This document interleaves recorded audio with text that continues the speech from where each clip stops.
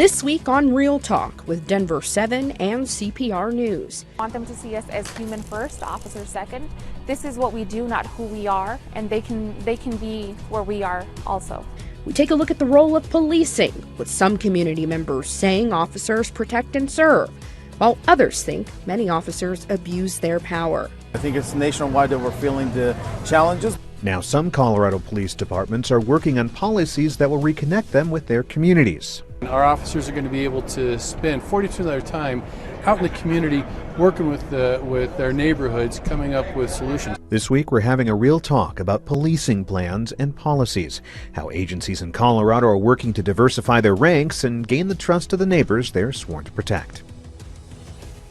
Welcome to Real Talk with Denver7 and CPR News. I'm Denver7's Micah Smith. And I'm Colorado Public Radio's Nathan Heffel. Each week, in a partnership between Denver7 and CPR, we'll have a real talk about issues impacting underrepresented people across Colorado.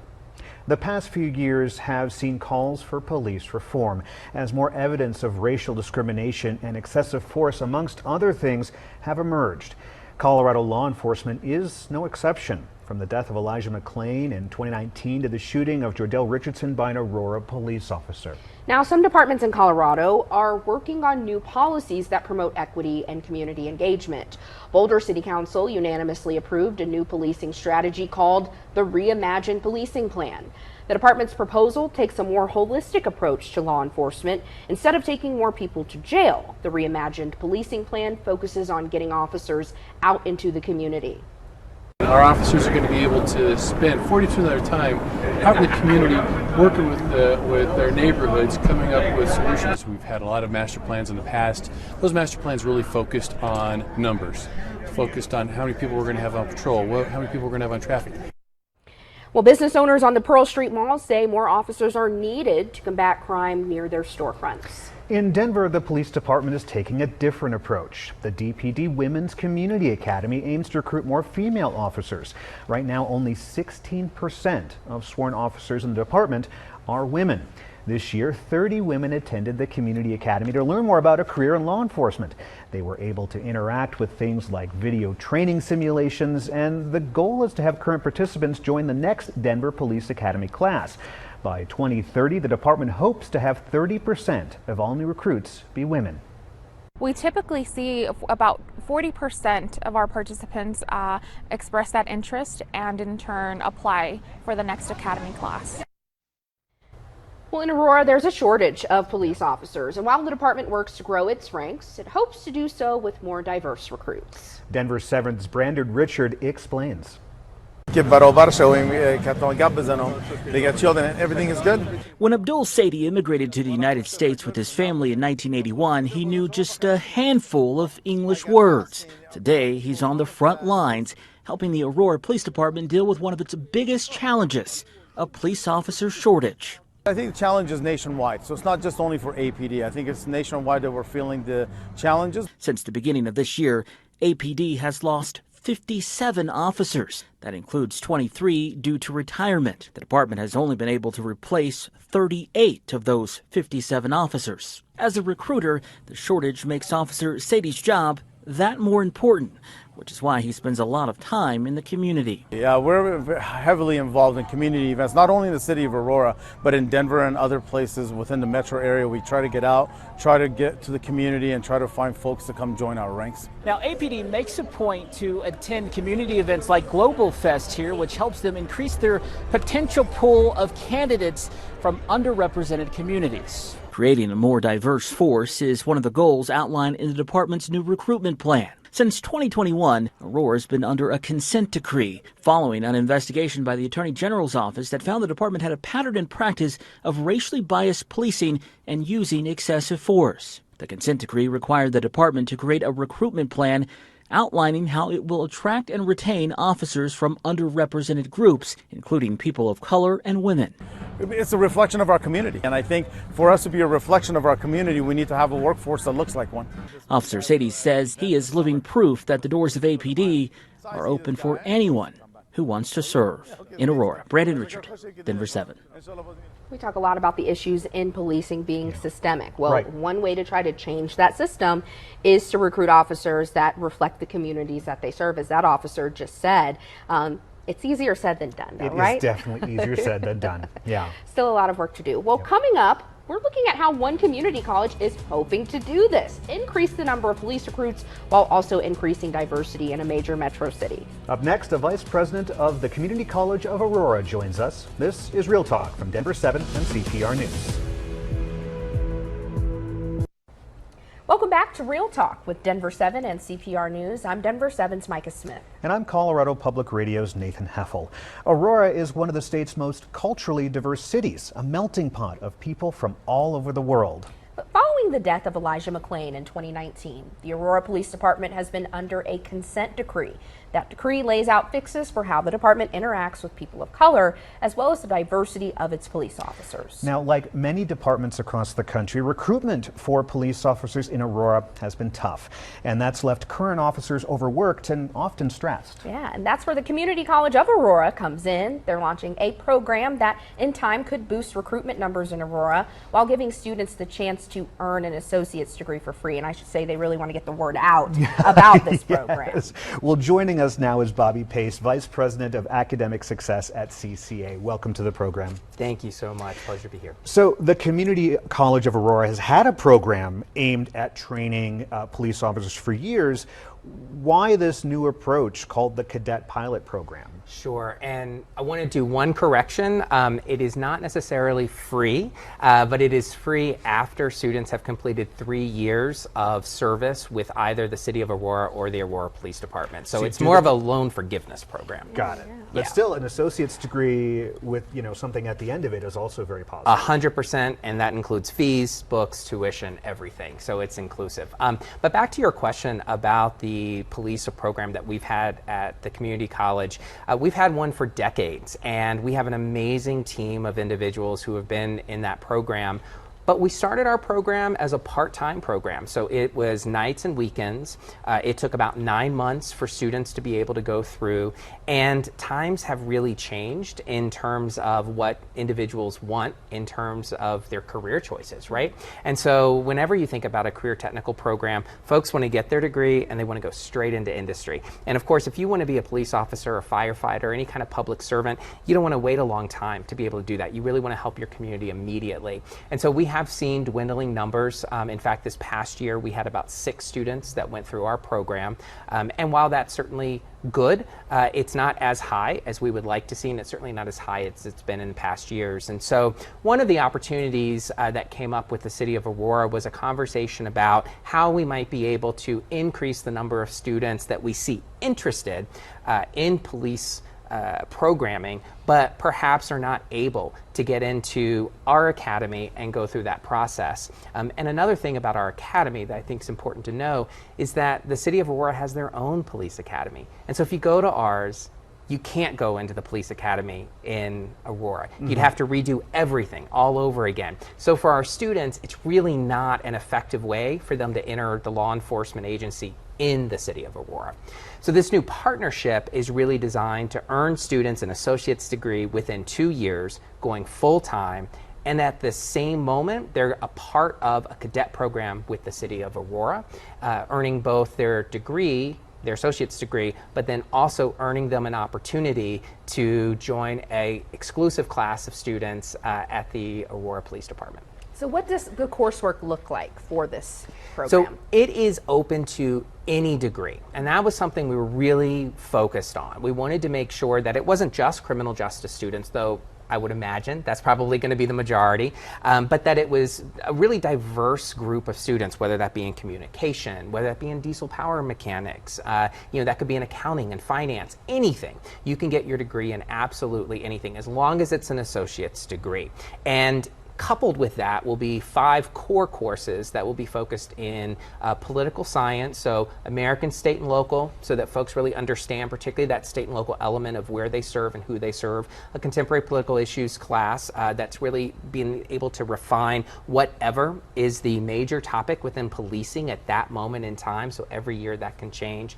And then a lot of communication classes, things like intercultural communication, which is extremely important, the idea of negotiation and how to deal with difficult people. Not that any of us do that, but if we needed to, it would be nice to have that training as a police cadet. And there is this this air that there's tension between communities, particularly community of color, as well as the police departments and the officers that serve them. In your press release, you mentioned that the Community College of Aurora is as diverse as the city of Aurora. Is that the thought process, that with the different cultures in your community college, you may also then translate that to potential future officers on the Aurora Police Force? 100%. I'm glad that you mentioned that, because we're not just as diverse as the city of Aurora. We're actually the Community College of Aurora is the most diverse institution of higher education in the state of Colorado. And so we have over 65% of our students are students of color. And that represents about a 7% that's an international student population. And so we know that our students are coming from the city of Aurora. We know they represent every ward in the city of Aurora, both in the kind of the Cherry Creek area, the Aurora Public School area, the Denver Public School area. I mean, across the board, these recruits are coming out. And we want to make sure that the city of Aurora is represented in its police department by citizens of the city of Aurora. And so absolutely, we believe that we will increase the number of diverse individuals and candidates that will apply for the programming, but also that we will have an opportunity and a pipeline for our students to be able to gain employment and social and economic mobility. But I think there's also the flip side. What makes you think that students who may be seeing the climate currently wanting to go into the police force and then saying, I want to go to this program with you? Yeah. I mean, it's a great question. I think that's part of the responsibility that both we and the Aurora Police Department have in terms of a recruitment process. I can tell you that our police cadet program, as it currently stands, is relatively diverse. Granted, it's 6 students in the past year, so it's still going to have a few numbers, but it's relatively diverse, and we have a large number of students that are interested in criminal justice. And of course, if you're interested in criminal justice, that could be for justice reform, but that could also be for policing. And remember, with this program, while they will go into ideally the police department and serve in the police department itself, they also may choose not to go into the police academy itself, but to serve in the police department in another way. So they might be in the communications department, they might be supporting in the finance department. It's a really big operation that APD has, and there are a lot of avenues for students to be able to serve. What has the reaction been so far? So far, it's been great. We have an interest form, and you're certainly welcome to go check that interest form out. When you click on it, you can read some more information about the program. But that form, of the folks that have already indicated interest, I would say it's about 70% students of color. So it's a really diverse group of individuals that are there. You know, I think it's important that we not necessarily assume that folks who may come from a diverse background aren't interested in service to their community. In fact, it can be a rallying call for them to say, actually, I do want to be there. I want to change what I'm seeing as a culture that may not reflect my neighborhood or my household. And so we want to provide students with that opportunity. And like you said earlier, they'll be working with police officers, right, in kind of a joint tandem apprenticeship. Yeah. What does that look like? Will they be going on calls? Will there be, how does that work? So there'll be ride-alongs, and you have about 40 hours a week of volunteer time. So this is a notion of civic engagement that we're really thinking about, and that's an annual 40-hour commitment or week commitment, right, of volunteer time across the year, and then every month there'll be 8 hours of some kind of programming with the police department itself. Again, whether that be shadowing, whether that be ride-alongs, whether that be exposure to the different areas. Well, Dr. Bobby Pace with Community College of Aurora, thank you so much for joining us for this Real Talk. Thank you. Coming up, we're digging deeper into the push to bridge the gap between communities and police. After the break, how community leaders are working to build trust between their neighbors and the police who serve them. This is Real Talk with Denver 7 and CPR News. Welcome back to Real Talk with Denver 7 and CPR News. I'm Denver 7's Micah Smith. And I'm Colorado Public Radio's Nathan Heffel. Distrust between communities and police, particularly communities of color, have increased calls for reform nationwide, including here in Colorado.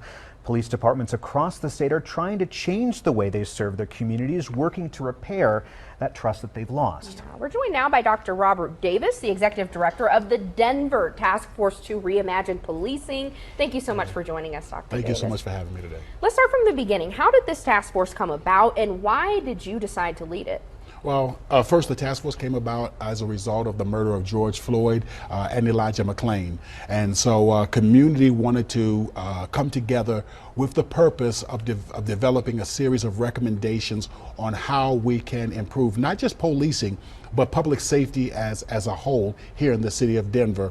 And because I run my mouth too much, it kind of landed on me, but it was a community effort, a community initiative. At the time, I was the vice president for the Greater Metro Denver Ministerial Alliance, and so we were kind of asked to lead out, and so the task kind of fell in my lap. It's not my great leadership, it was really the community coming together and saying we need to bring this, and so I was privileged to be able to serve as the lead facilitator and now to continue that as the executive director. So essentially the voice of the people saying, hey, there are some serious issues we see with the Denver Police Department. How has that relationship been between the task force that you're on and the Denver Police Force? Are they accepting recommendations? Can you talk a little bit about that relationship? So we had 3 phases. When we first started, the Denver Police Department was all on board, let's go, rah, rah, rah.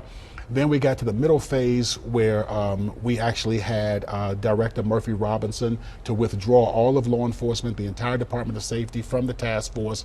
They said they were not going to work with us anymore. Our policy was that we continued to keep the lines of communication open. So we continued to share with them what we were doing, how the thinking was progressing, what the recommendations were that we were developing. Then we had a transition to Director Saudate, who's currently serving as Director of Public Safety. He reestablished communications with the task force. And then we had a transition with the Chief of Police as well, and Chief Thomas and Chief Saudate have been working very closely with us. Of the 112 recommendations, the city has been intentional in implementing over 90 of them. Now, we still have a large conversation going on between the task force and the city as to how well those 90 plus recommendations have been implemented, but I'm very encouraged that we are having those conversations. That has really meant a lot to me.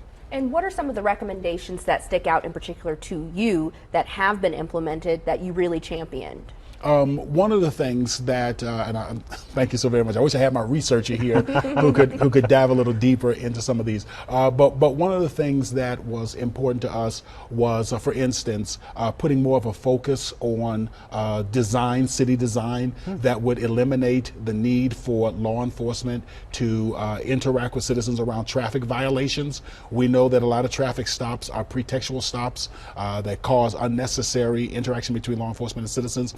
So I think the city has been trying to make some moves in removing armed officers from crash investigations and things of that nature, accidents and things of that nature. So that's a very good positive step that we see. And then as it relates to what we, did you want me to get on the question about what we need to start working toward? That's fine, Sure. Go for it. Let me give an example let me give one example of how the city has made a move and that we think that there needs to be some improvement. Okay. So with SET, that's the street enforcement team, we asked that we remove armed officers from interacting with our unhoused neighbors, especially removing of camping sites and things of that nature.